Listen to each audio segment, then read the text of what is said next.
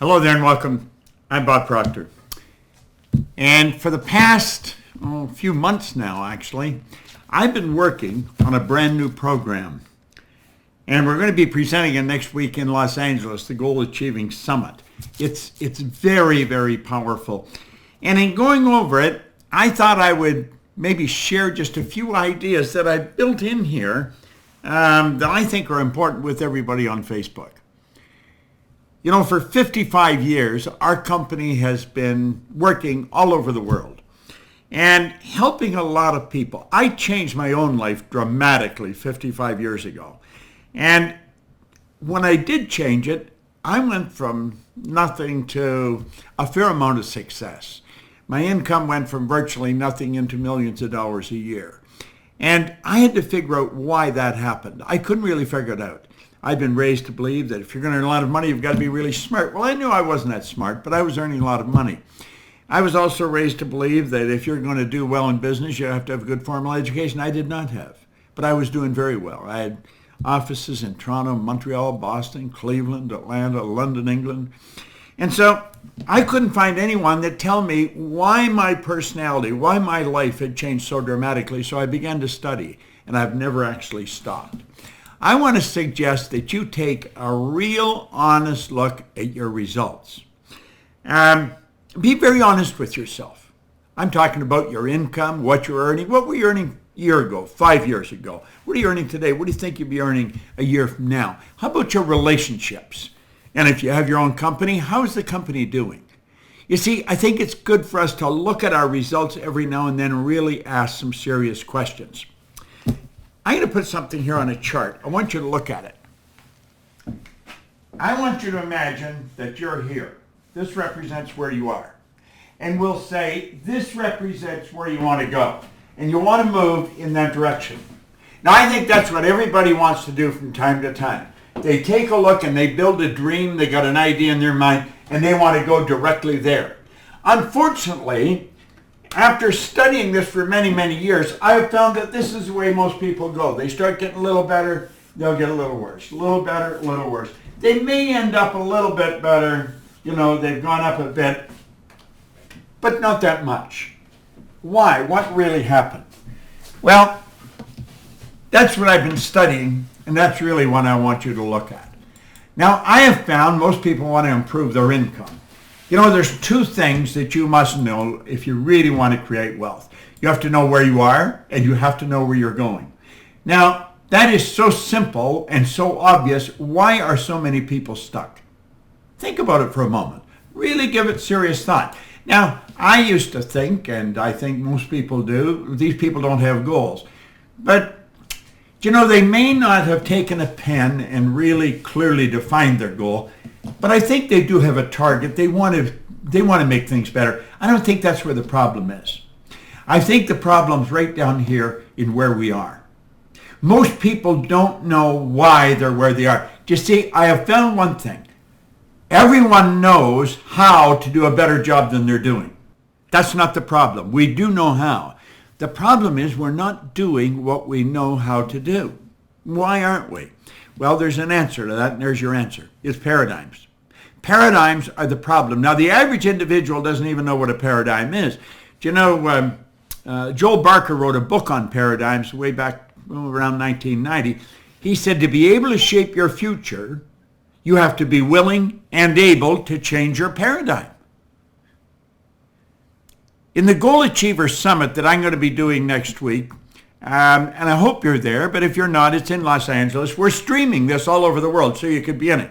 And it's in-depth what makes you tick. Why is it that paradigms are holding us back? Well, I think we have to ask ourselves, what is a paradigm?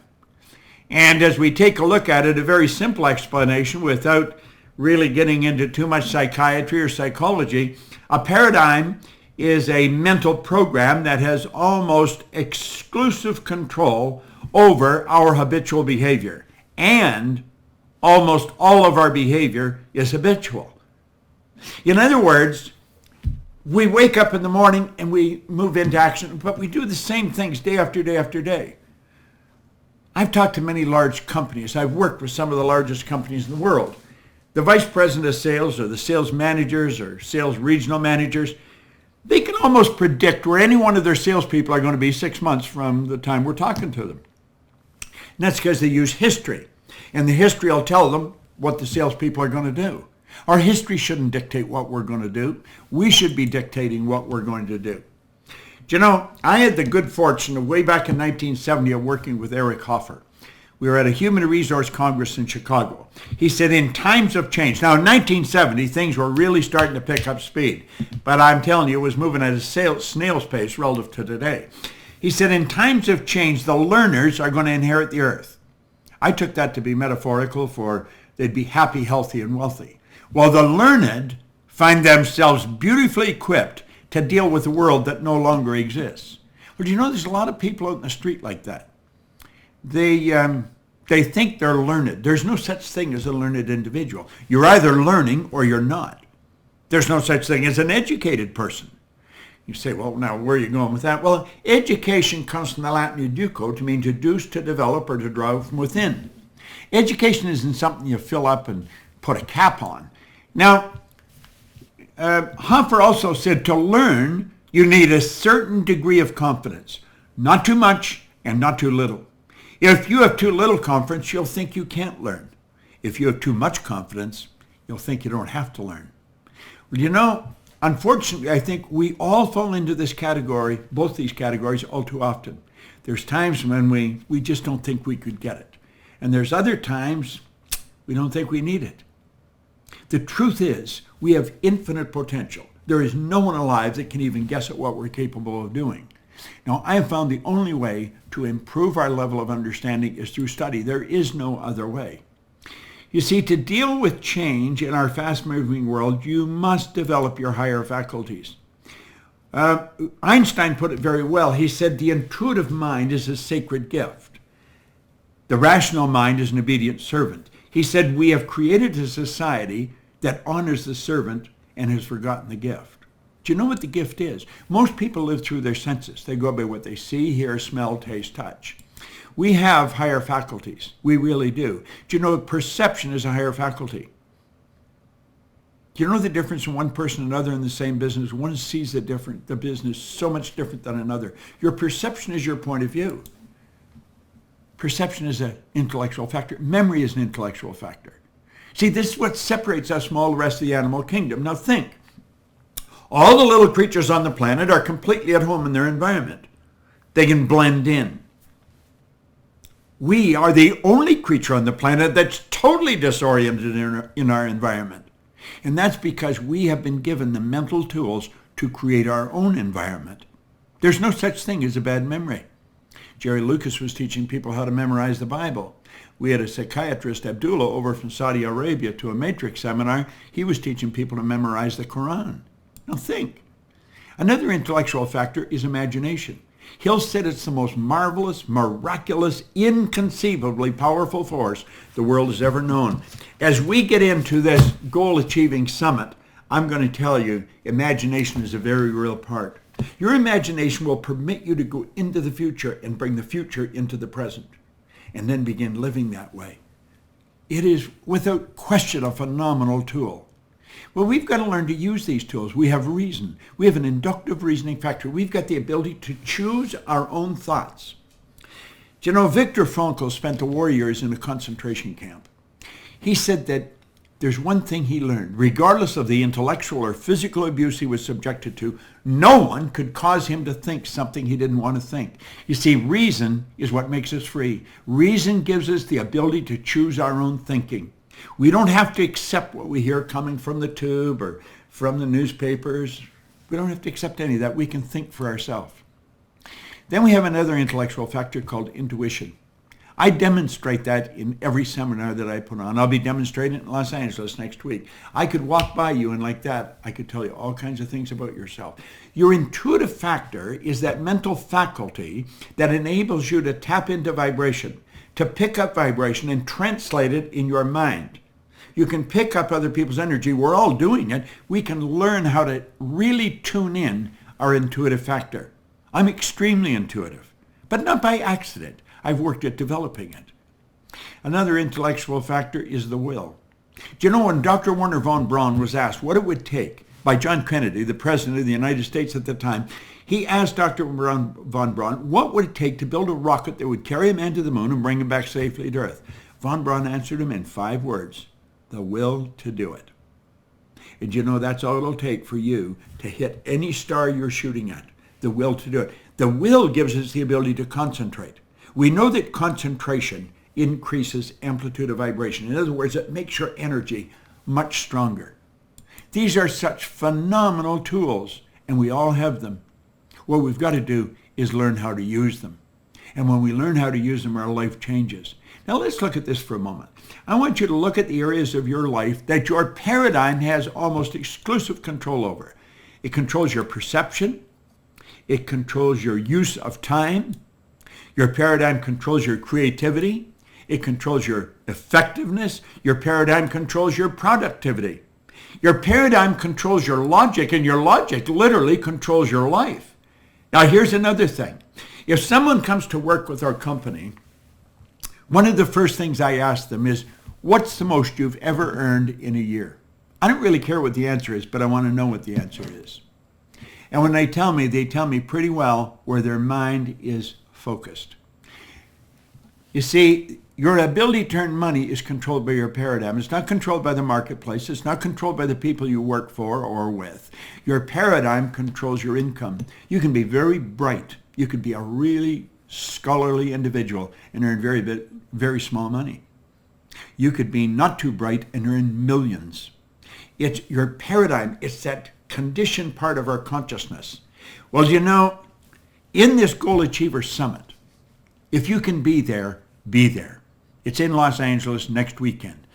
If you're not able to be there, we'll come to you. We're going to stream this. You can stream this right onto your phone, onto your laptop, anything.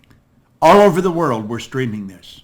And here's what happens when you change your paradigm. Now look it. It's almost as if we're boxed in, like there's a box around us. Every time we go to move, we hit the walls and we stay where we are. We think we've got a great idea and we're going to make it happen. But a final analysis, nothing really happens. When you decide to change your paradigm and you really start to learn how to change it, we're going to show you not only how to change your paradigm, we're going to show you how your paradigm was built and then how to change it. Well, when you make the decision to change it, you knock the walls down. Now, it doesn't mean anything's changed, but you've got the room to move and you can make it change. And I'm going to tell you something. When you get it, the change is huge. The change will actually be huge, and the change will be permanent. I found that out. It made an enormous difference, an absolutely enormous difference. Now, stay with me for a moment. Let's suppose you just changed your paradigm with respect to how you use your time. All right? Let's suppose that you decided you're going to get up 1 hour early and you're going to study. Solomon said, in all you're getting, get understanding. There's only one way to develop understanding, and that's through study. There is no other way. 1 hour a day is 9 40-hour weeks in a period of a year. And if you keep studying, your understanding keeps going up. Think of what that would do to your income. It would make an enormous difference. I earn millions of dollars a year now. But when I first started to study this, I was earning $4,000 a year. And that was the most I'd ever earned. I just couldn't change anything. But as I started to study, everything in my life started to change. And that's what we want to do. I think Buckminster Fuller put it very well. He said, you never change anything by fighting existing reality. To change something, you must build a new model that makes the existing model obsolete. Now think, you never change things by fighting existing reality. To change things, you build a new model that makes the existing model obsolete. Now come back with me here for a moment. Just before I leave you, I want you to take a look at this. Let's start over. just with what I've explained, let's say this X represents where you are. I want you to stop and think, if you really understood and you made some of the changes I'm recommending, and you were able to go directly there, where would there be? You see, there is a place. Nothing is created or destroyed. All science and all theology teach us that. Everything's just in a constant evolution of change. So if you can see it in your mind, you can hold it in your hand. That is an absolute law of our being. I want you to really think for a few minutes and ask yourself, are you really in control of your life? Because you know, only about 3 or 4 people out of 100 are. You can change anything you want. And you can begin like that. All you have to do is understand how to do what you already know how to do. The Goal Achiever Summit next week is going to change the lives of a lot of people. Just click. Go there. Go to the site. Take a look at it. I've been studying this for a long, long time. Sandy Gallagher, who is my business partner, is an absolutely brilliant woman. She built an enormous law practice banking industry. She had done $100 billion in business. She understands big numbers. She is working at this with me. She is going to be teaching this program. So when you stop and think, ask yourself, is this really what I want to do?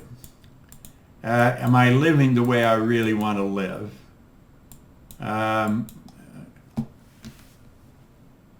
Do you think I could change things?